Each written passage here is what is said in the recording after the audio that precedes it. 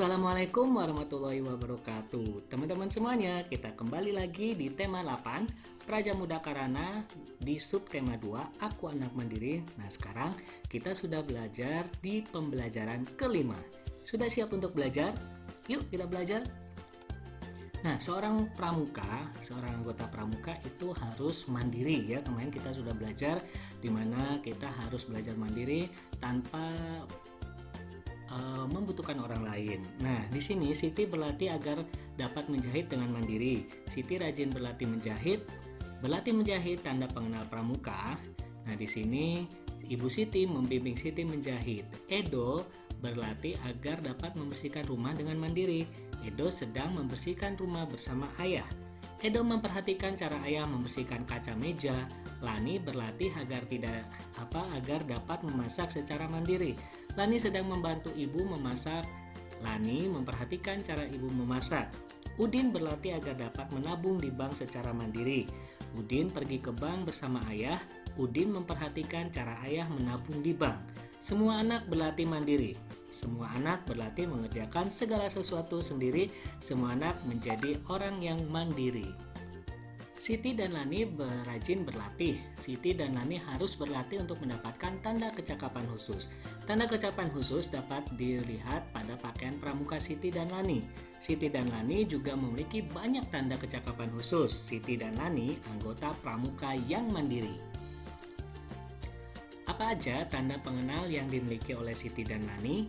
Nah, tanda pengenal Siti diantaranya ada tanda tutup kepala, tanda pandu dunia, tanda pelantikan, tanda lokasi, BK daerah atau rencana wilayah, tanda kecakapan khusus atau TKK, tanda barung, papan nama, tanda jabatan, tanda pengenal Lani, sedangkan yang Lani ini ada tanda tutup kepala, tanda pandu dunia, tanda pelantikan, tanda lokasi daerah, dan ada BG rencana wilayah, tanda kecakapan khusus, dan tanda barung. Apa saja perbedaan dan persamaan dari tanda yang digunakan oleh Lani dan Siti?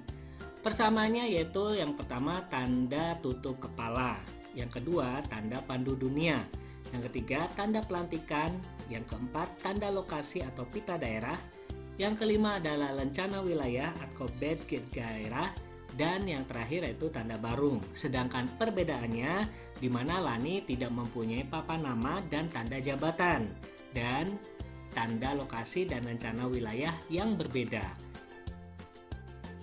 Nah, teman-teman, tanda kecakapan khusus berbentuk bangun datar ya. Ada yang berbentuk persegi dan ada yang berbentuk persegi panjang. Mari kita mengenal sifat dari persegi panjang. Nah, Siti memiliki tanda jabatan berbentuk persegi panjang. Di pembelajaran sebelumnya kita sudah pernah melakukan pengukuran tentang persegi panjang ya. Di sini juga kita akan mengulangi kembali. Contoh misalkan persegi panjang 1, kita ukur panjang AB, panjang BC, panjang DC, dan panjang AD menggunakan tali lalu dipotong. Nah, ternyata di sini panjang AB, panjang DC itu mempunyai panjang yang sama. Sedangkan A dan AD dan BC juga mempunyai panjang yang sama. Nah, coba amati potongan tali, apa yang kalian temukan? Ya, kita bisa menemukan panjang sisi AB sama dengan panjang sisi DC dan panjang sisi AD sama dengan panjang sisi BC. Nah, sekarang coba teman-teman ukur semua sudut persegi panjang menggunakan pojok siku-siku, di mana kita tahu semuanya mempunyai sudut atau siku-siku yang sama ya, sudut siku-siku yang sama. Nah, jadi besarnya sudut A sama dengan besar sudut B, besar sudut B sama dengan besar sudut C, dan besar sudut C sama dengan besar sudut D. Dan di sini jumlahnya sudutnya besarnya sama yaitu 90 derajat.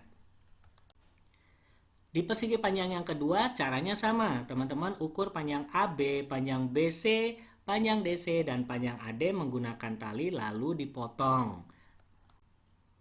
Dan di sini juga kita akan menemukan hal yang sama dengan persegi panjang yang kedua, yaitu panjang sisi AB sama dengan panjang sisi DC dan panjang sisi AD sama dengan panjang sisi BC.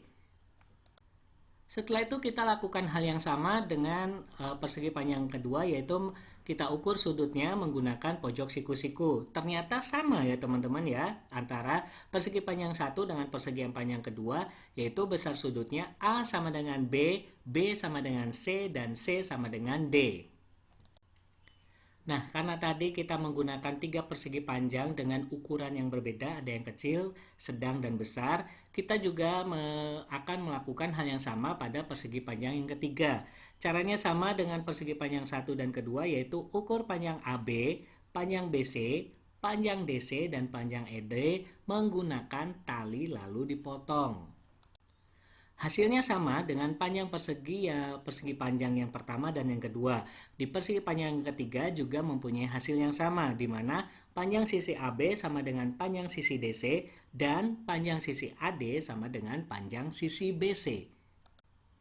Kita lakukan hal yang sama, yaitu dengan cara mengukur pojok siku-sikunya. Ternyata hampir sama dengan persegi panjang yang satu dan kedua. Persegi panjang ketiga juga mempunyai besar sudut A sama dengan B sama dengan C, dan C sama dengan D yang mempunyai sudut siku-siku dengan 90 derajat.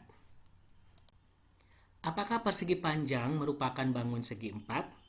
Ya, persegi panjang merupakan bangun segi empat. Bagaimana panjang sisi-sisinya? Sisi-sisinya yang berhadapan mempunyai sisi yang sama. Jadi antara sisi atas dengan sisi bawah itu mempunyai panjang yang sama. Sedangkan sisi yang kanan dengan sisi yang kiri juga mempunyai sisi yang sama. Bagaimana besar ukuran sudutnya? Persegi panjang adalah bangun segi empat dengan sisi yang berhadapan sama panjang dan memiliki 4 sudut siku-siku. Jadi kita tahu jika persegi dan persegi panjang itu memiliki 4 sudut siku-siku. Jadi besar sudutnya sama, yaitu 90 derajat. Kegiatan menentukan sifat persegi dapat dilakukan secara berkelompok. Bekerja sama dengan teman satu kelompok sangat menyenangkan. Pekerjaan menjadi terasa lebih mudah, pekerjaan juga dapat dikerjakan lebih cepat. Anggota pramuka dilatih memiliki keterampilan secara berkelompok. Contoh keterampilan secara berkelompok yaitu mendirikan tenda. Saat mendirikan tenda perlu kerjasama. Anggota pramuka dilatih agar dapat bekerja sama. Anggota pramuka dilatih untuk saling menghargai. Bekerja sama dan saling menolong termasuk pengamalan sila ketiga, yaitu Pancasila, yang berbunyi sila ketiga adalah Persatuan Indonesia yang dilambangkan dengan pohon beringin. Nah teman-teman, tadi bermusyawarah itu bisa mempersatukan. Nah, Persatuan Indonesia, sekelompok anggota pramuka sedang bermusyawarah. Mereka bermusyawarah mendiskusikan penyelesaian suatu masalah. Mereka mencari cara menghindari banjir di lingkungan sekolah. Sikap mereka menunjukkan sikap pengamalan dari sila Pancasila. Bermusyawarah merupakan pengalaman sila keempat Pancasila. Bunyi sila keempat Pancasila adalah kerakyatan yang dipimpin oleh hikmah kebijaksanaan dalam permusyawaratan perwakilan. Saat bermusyawarah, semua anggota diberi kesempatan untuk memberikan pendapat. Jadi, kita sebagai anggota musyawarah mempunyai hak untuk mengeluarkan pendapat atau mengeluarkan saran atau ide terhadap suatu masalah tersebut. Semua anggota saling menghargai pendapat yang dikemukakan. Mereka mengamalkan sila kedua Pancasila yang berbunyi adalah kemanusiaan yang adil dan beradab. Semua peserta musyawarah melaksanakan hasil kesepakatan. Mereka bekerja sama membersihkan selokan sekolah. Bekerja sama merupakan contoh pengamalan sila ketiga dari Pancasila yang berbunyi Persatuan Indonesia. Nah, di sini ada tabel di mana ada sikap atau perilaku dan pengamalan dari sila Pancasila. Contoh misalkan beribadah, lambangnya yaitu bintang, bunyinya ketuhanan yang Maha Esa. Memberi bantuan kepada orang yang kesulitan, lambangnya itu rantai, bunyinya kemanusiaan yang adil dan beradab. Memberi kesempatan semua anggota tampil, di sini lambangnya padi dan kapas, bunyinya keadilan sosial bagi seluruh rakyat Indonesia. Mendamaikan teman yang sedang berselisih, ini lambangnya kepala banteng. yaitu bunyinya kerakyatan yang dipimpin oleh hikmah kebijaksanaan dalam permusyawaratan perwakilan dan membersihkan kelas bersama-sama. Ini lambangnya yaitu pohon beringin, bunyi silanya yaitu Persatuan Indonesia. Alhamdulillah, pembelajaran tema 8 Praja Muda Karana subtema 2 Aku Anak Mandiri di pembelajaran 5 telah selesai. Semoga teman-teman semuanya dapat memahami dan tetap belajar. Jangan pernah lupa, kita juga harus tetap menjaga kesehatan kita. Kita akan ketemu lagi di tema berikutnya atau di pembelajaran berikutnya. Wassalamualaikum warahmatullahi wabarakatuh.